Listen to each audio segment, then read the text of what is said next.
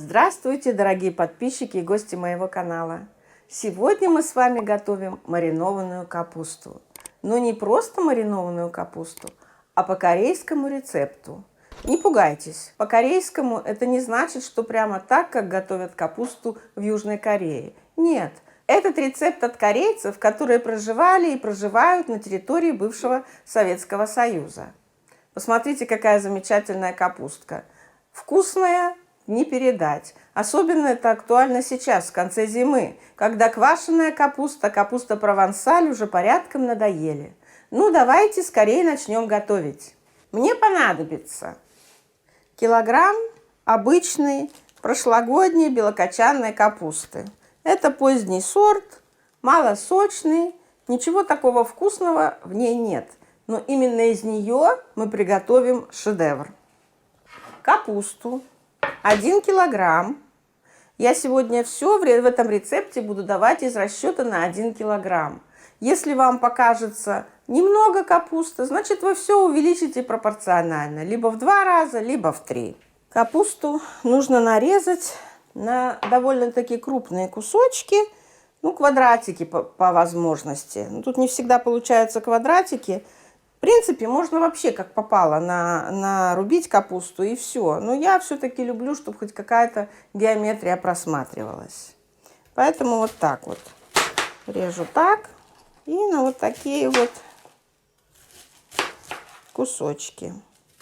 Вот отступаю примерно 2,5 сантиметра и режу.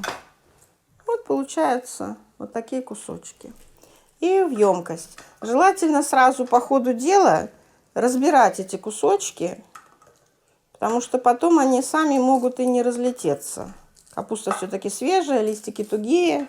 Так, дорезаю капусту последнюю. У меня вся капуста в ту емкость не вместилась, пришлось пересыпать в больший тазик. Ну ничего страшного, не смотрите, что с килограмма так много.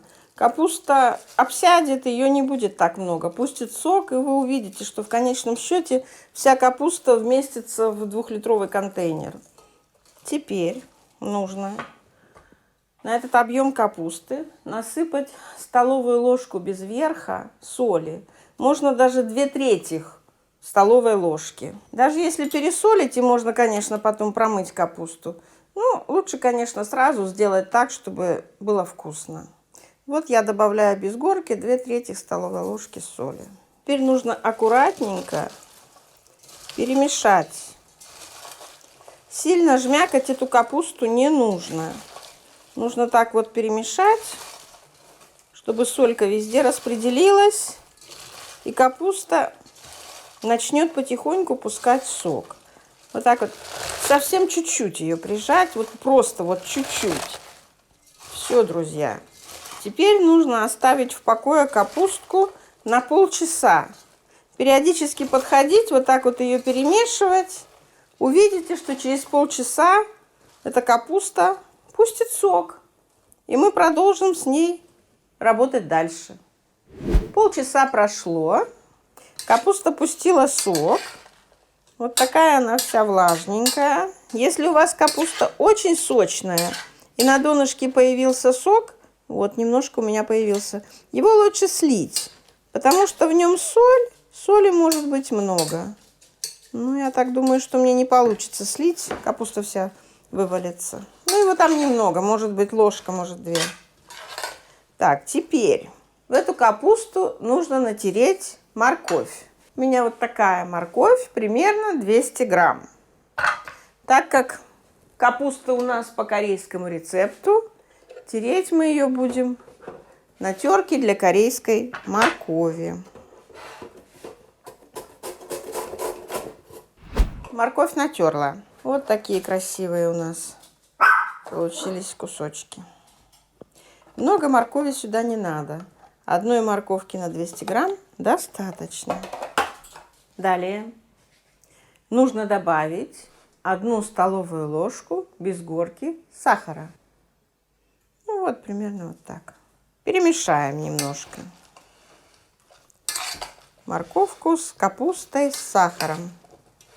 Теперь, друзья, нам нужно подготовить кориандр. Кориандр в этом рецепте обжаренный. То есть нужно взять зерна обычного кориандра, обжарить их на сковороде и смолоть на кофемолке. Вкус получается просто невероятный. Я, честно говоря, сама не очень люблю кориандр, исключительно только на бородинском хлебе его. Но вот обжаренный кориандр – это очень вкусно. Вот у меня кориандр.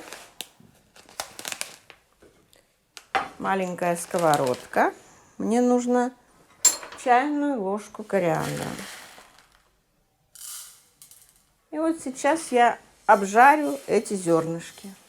Очень быстро. Как только разогреется сковородка, буквально минутка, и они обжарятся. То, что кориандр готов, вы поймете сразу же по запаху. Все, готов. Я горячий кориандр сразу же пересыпаю в кофемолку. И все, сейчас я его смолю. Кориандр готов, перемолола, высыпаю. Следующий ингредиент – сладкая паприка. Тоже нужно 1 чайную ложку. 3 зубчика чеснока выдавить через пресс.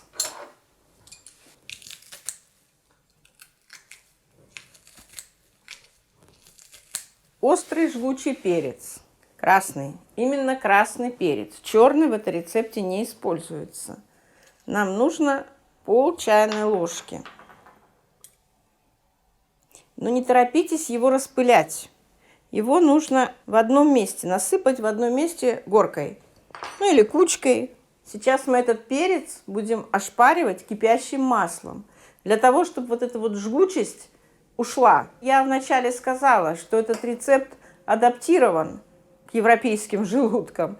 Поэтому, чтобы не было проблем с пищеварением, жгучий перец нужно ошпарить раскаленным маслом. Для этого на сковородку, на которой жарили кориандр, я налью примерно 30 мл подсолнечного масла. Это на этот объем капусты, на килограмм капусты.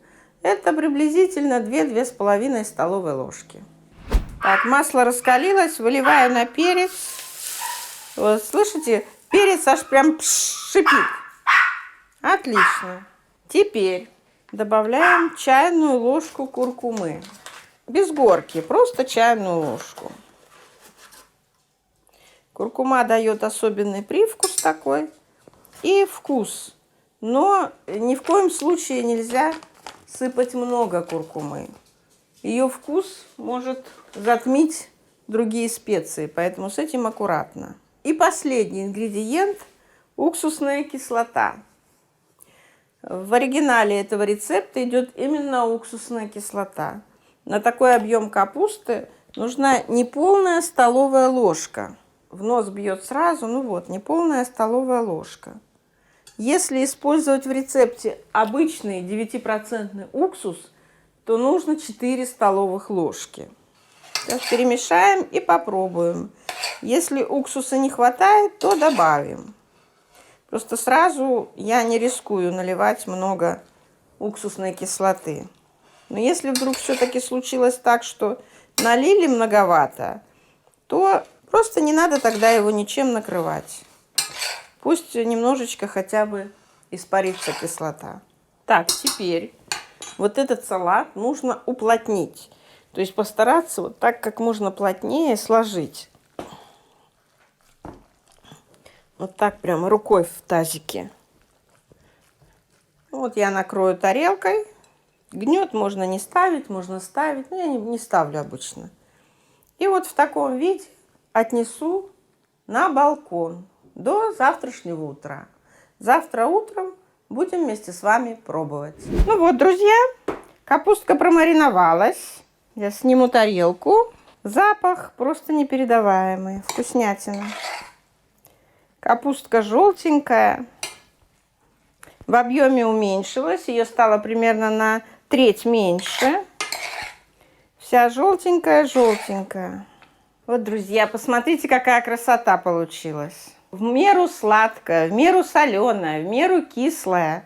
Вот что значит восточный рецепт. Обязательно должны присутствовать 3 вкуса. Кисло, сладко и солено.